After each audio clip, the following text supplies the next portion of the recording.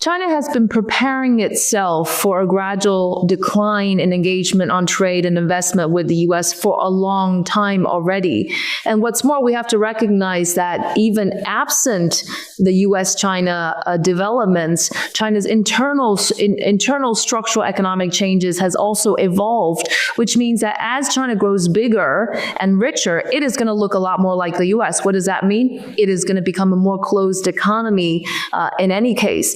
But that said, 40% of the reduction in trade with the U.S. the first time around during the first trade war was compensated by more trade with other economies. Mm-hmm. So this would be China's strategic focus, is to strengthen alliances, sign up to as many trade agreements as possible, and focus on the existing ones, work more with other developing countries.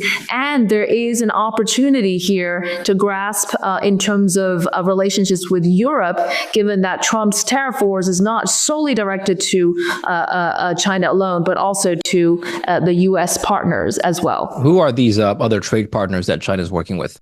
Actually, all over Europe. If you just look at the EV sector, renewables, battery, China is investing in factories in Poland and Spain and Hungary.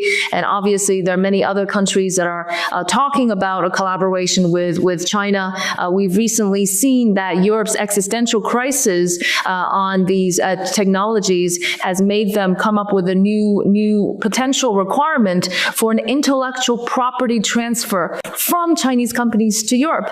How ironic is that, given that only a few years ago they were talking and complaining about Chinese companies asking for technology transfers in return for market access. Now the table has totally turned around, and in order for Chinese companies to access European markets, guess what? The condition is technology transfer. Well, first of all, is Europe serious about the green transition? I think Europe is more serious than any other place in the world about the green transition, and it is still a serious challenge. Europe has a serious productivity and economic challenge.